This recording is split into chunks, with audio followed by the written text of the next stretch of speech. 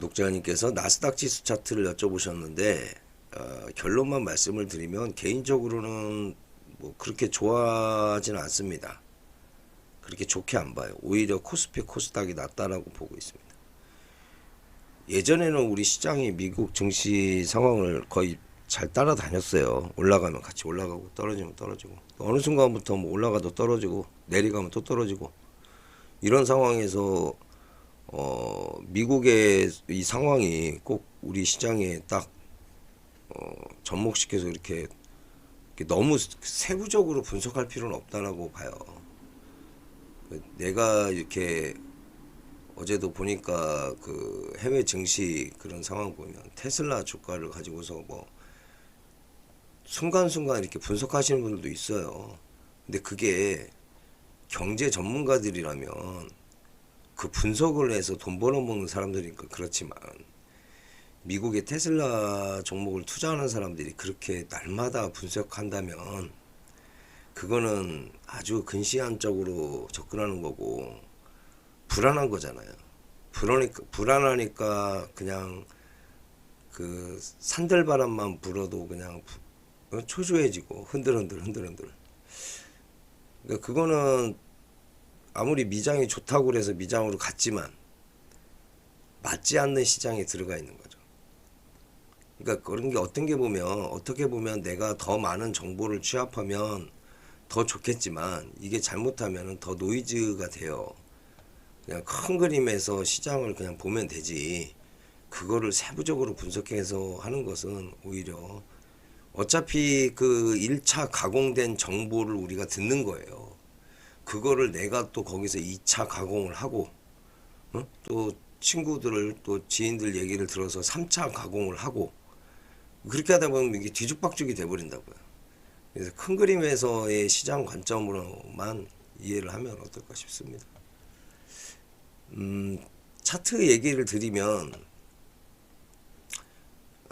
기본적으로 뭐 미국 차트든 뭐 우리나라 지수 차트든 개별 종목 차트든 마찬가지예요. 주식은 사서 올라야 돼요. 떨어지는 것을 목표로 하지 않습니다. 상승을 목표로 하는 거고요. 우상향이라고 하죠. 주가가 이렇게 우상향 계속 올라가는. 그런데 이제 어느 순간이 되게 되면 우리가 이제 우상향할 때는 이렇게 눌림이라는 것을 공략을 해요.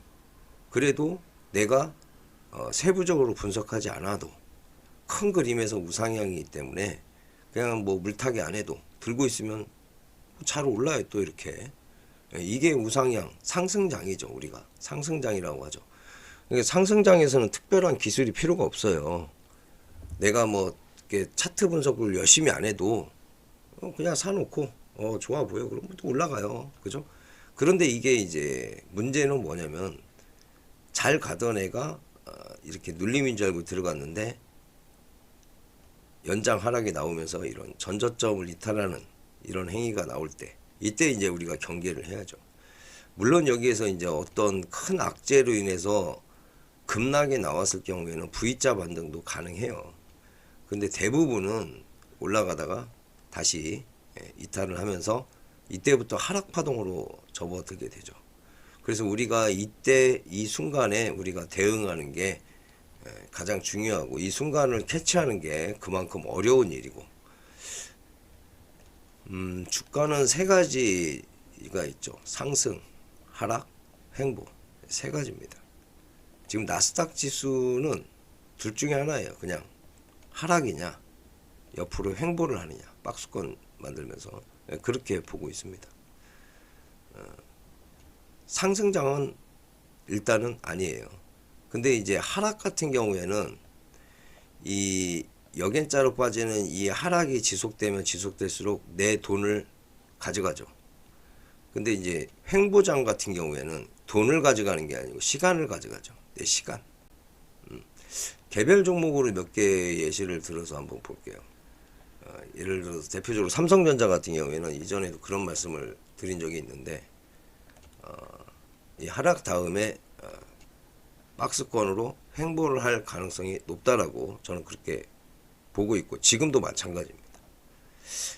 받쳐주는 물량이 있고 또 이 저점에서 들어오는 매수세도 강한 종목이 삼성전자이기 때문에 끝없는 하락이 나오기는 어렵고 지금 선택지는 하락 다음에 횡보, 그 다음에 이제 결정을 하겠죠. 하락, 횡보, 추가 하락이 나오냐, 뭐 이렇게 해서 올라가느냐, 아니면은 여기에서 또 이렇게 올라가는 그림이 나오냐, 그런 그림이 예상이 됩니다. 아직까지는 박스권으로 보고 있습니다.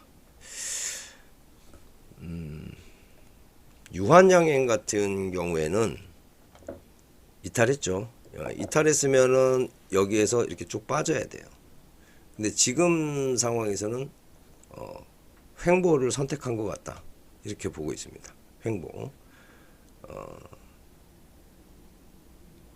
셀트리온 같은 경우가 대표적으로 횡보를 선택했죠. 분봉에서 보시면은 뭐 오전에 10시까지 급등하고 난 다음에 조정이 깊게 들어왔어요. 그리고 나서 이제 오후 약속의 시간 3시까지 기다렸다가 올라가는 상승, 하락, 횡보, 박스권으로 이렇게 움직이는 그런 그림이 나오다가 올라가느냐 다시 밑으로 떨어지느냐, 이런 분기점에 있다. 셀트리온은 그렇게 보고 있습니다. 카카오 카카오는 주봉으로 한번 볼까요? 이게 주봉으로 보고서 여기에서 이제 큰 그림에서 이해를 내가 판단을 하는 거죠. 여기에다가 어떤 그 증권사들이 그 가공해서 보내주는 정보, 증권 전문가들이 또 가공한 그런 정보들을 내가 대입하기보다는 카카오의 그 전반적인 주가의 위치가 어떤 형태를 띠고 있는지를 먼저 보고 나서 그런 뉴스를 접하면은 도움이 되겠지만, 뉴스를 먼저 접하고 그거를 재해석하고 또 해석하고 하고서 종목을 보다 보면 오판을 할 확률이 높죠. 카카오는 상승 다음에 지금 1년, 2년, 3년, 4년이 흘렀죠. 조정은 가격 하락은 어느 정도 끝나 보여요.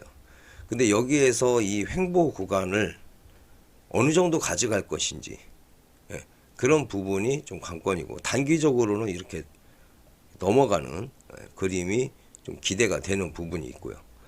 반면에 2차전지 대표적으로 개인적으로 좀 관심 있어 하는 종목인데, 포스코 퓨처엠을 보신다면은 여기서 이 종목의 주가를 어떻게 해석을 할 것인지는 그런 방금 전에 말씀드린 관점으로 한번 보시면 될 것 같습니다. 이거는 그 정도로만 말씀을 드리고, 마지막으로 한 종목만 더 예시를 들어서 설명을 드리도록 할게요.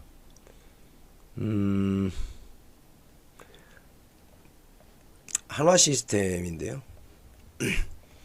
그래 좀 뭐 양보를 해준다고 하면은 여기는 이탈을 했습니다. 근데 조금 더 양보를 해줄게요. 그러면 여기는 지켜야 돼요, 무조건. 그러니까 여기를 지켜야 된다는 게